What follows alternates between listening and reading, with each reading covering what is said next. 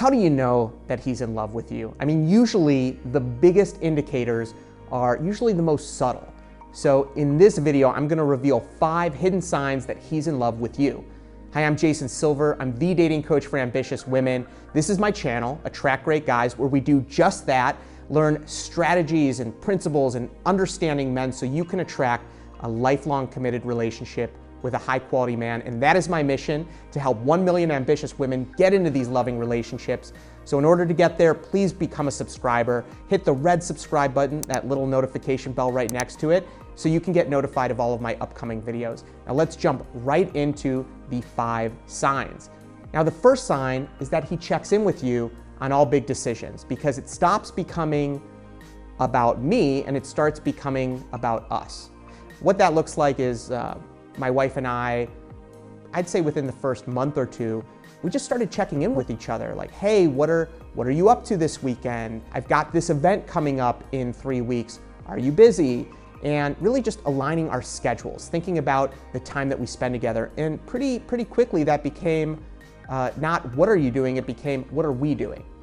And when you start looking at the partnership as a we, and being considerate of each other in that way, and planning for the future as a couple rather than as an individual. And instead of telling the other person what you're doing, asking if that's okay for the we. Is it okay for us if I do this? Now, I'm not always able to ask permission for every obligation, but I'm always checking in to make sure that we are okay, that whatever obligations we have as a couple, that we are taking care of them. And so if you find that your partner or the guy that you're dating is talking about the future as in the we, what are we going to be doing, or are you going to be okay, and making sure that he has fulfilled his part of the relationship at that future time, if he's planning for that, that is a great indicator that he is falling or is deeply in love with you. Now the second subtle sign, it might seem obvious, it's that he's making direct eye contact with you.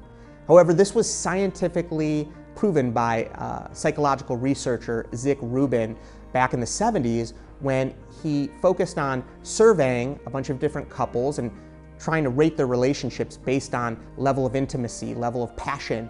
And what he found is that the couples that rated the highest in that test maintained eye contact. He went behind a one-way glass mirror so he could see the other people, they couldn't see him, and he timed how often they would make eye contact. And the couples that rated higher passion, higher love and connection, they were making eye contact with one another when they communicated 70% of the time, while the lower rated couples only made eye contact 30 to 60% of the time. So you may notice the more eye contact you make, the more deep that connection is. And if you're not making the kind of eye contact that you'd like to, what you can do is focus on that. Focus on really making great eye contact, allowing yourself to feel love and appreciation for your partner as you're speaking to them, maybe even taking a gaze and down to their lips and imagine kissing them and then back up to their eyes. This is a great way to add some sensuality, to add some passion and appreciation, and to build connection and attraction. Eye contact is a tool that women who are great at flirting have, and they're able to look at a man and just build that energetic connection simply through eye contact. It's a powerful tool, and it is present in couples that feel that deep love. So it's something to pay attention to. If you're making a lot of eye contact, a connected eye contact, that's a great indicator that your man is in love with you. Now the third sign is that you have more positive experiences with one another than negative. Now this seems obvious, but it's something that you can pay attention to that you might not normally. Dr. John Gottman, the psychologist, did research, and he showed that couples who had a more healthy relationship, they had 5 positive experiences to every 1 negative experience. At least that ratio, at least 5 positive to 1 negative.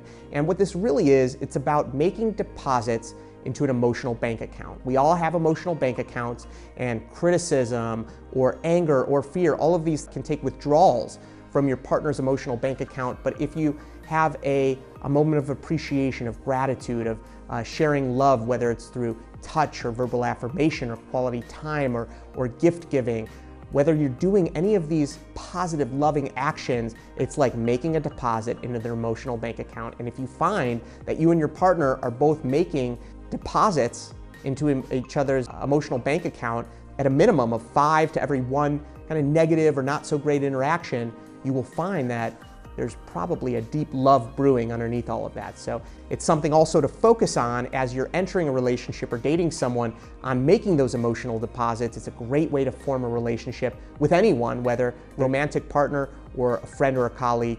Always look to deposit rather than withdraw. The fourth sign that he is in love with you is if you spend what I call boring time together. And this really is just mundane activities. You might be sitting around not doing anything, or reading, or watching TV, or doing laundry, or running errands, or going shopping, the boring, mundane stuff in life. And it might not even be that sexy or attractive, right? It might be, paying outstanding bills, or just something that might not be considered fun or exciting. But Dr. Helen Fisher and most scientists look at deep love as just a temporary state. It's like a temporary impairment of your mind where you feel this passionate connection, and it doesn't last. It's a temporary thing. If you're looking for a lifelong committed relationship, you eventually fall off that pink cloud and end up in normal everyday life and living. And that is where you can find true deep connection, in the mundane. And some people might say, oh, this is so boring. Other people might look at it as peaceful. The peaceful time. And if you're always looking for that high, that deep, deep connection, that deep romantic movie connection, that's not sustainable. It's typically a sign of a roller coaster if you're always looking for that level of connection.